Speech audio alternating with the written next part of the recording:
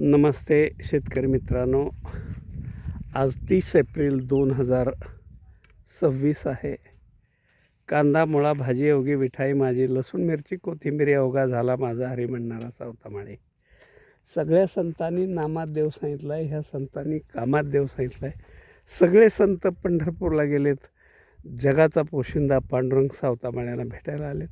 त्यांच्याच ह्या संजीवन समाधीच्या तीर्थक्षेत्र आरण येथे आपली सावता महाराज आंबाबाग या नावानं 11,000 झाडाची आंब्याची बाग आहे. आज 45 तापमान आहे आणि 30 एप्रिल आहे. वैशाख वणवा अजून यायचा आहे. तरी पण आमच्या बागेतली किमान 2,000 झाडं, आत्ता जे आपण ज्या ठिकाणी उभा आहोत अशी 2,000 झाडं अगदी करपून गेलेली आहेत. बाग हातातोंडाशी आलेले आहे. आंबे आहेत झाडांना आणि हे असं आपण बघू शकताय. ह्या पद्धतीचं सगळं बाग पाण्यामुळं, केवळ शासनाच्या प्रशासनाच्या ढिसाळ नियोजनामुळं ही बाग आमची एकदम म्हणजे ज्याला म्हणतो शेवटच्या घटका मोजत आहेत. आज आपली बाग बघायला पुण्यातून एक खूप मोठं राजकीय क्षेत्रातलं, सामाजिक क्षेत्रातलं नाव असलेले एक शेतकरी पण आहेत. ते कंधारला त्यांची शेती आहे आणि त्यांच्या सहचारिणी पण खूप मोठं LIC मधलं मोठं काम आहे. असे गोविंद पानसरे आणि पानसरे मॅडम आपली बाग बघायला आले.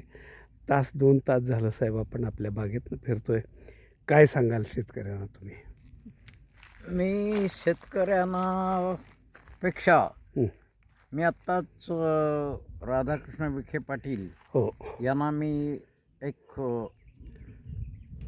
कटसी कॉल केला. बरं.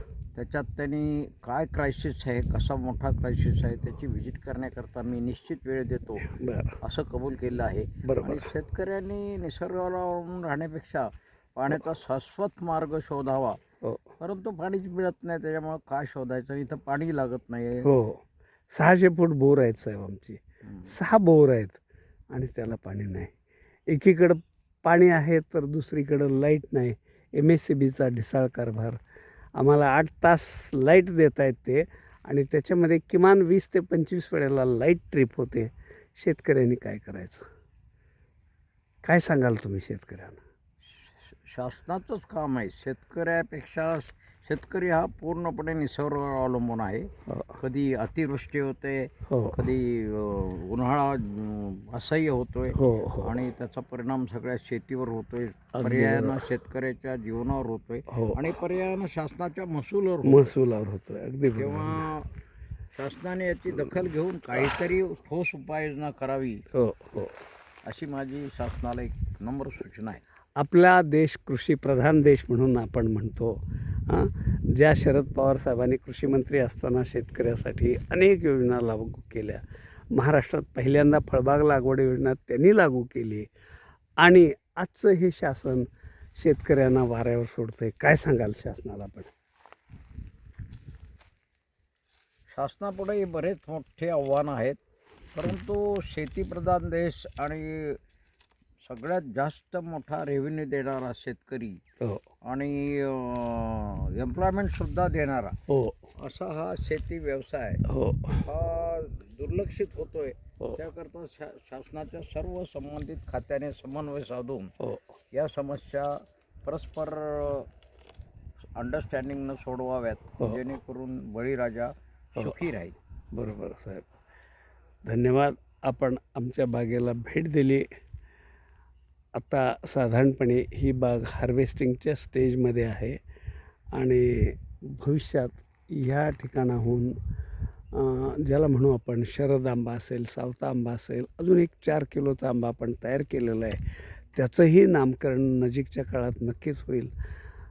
जे 2 पेटंट आपण मिळवलेले आहेत, 3रं पेटंट ही त्या आंब्याचं असेल आणि त्याचं नाव कदाचित विठ्ठल आंबा असं आम्ही ठेवणार आहोत. ज्या विठ्ठलानं सावता महाराजांच्या भक्तीसाठी इथं आरणला धाव घेतली आणि त्यांचंच नाव आपण एका आंब्याला देणार आहोत. आज आपण आमच्या बागेत आलात. धन्यवाद. धन्यवाद.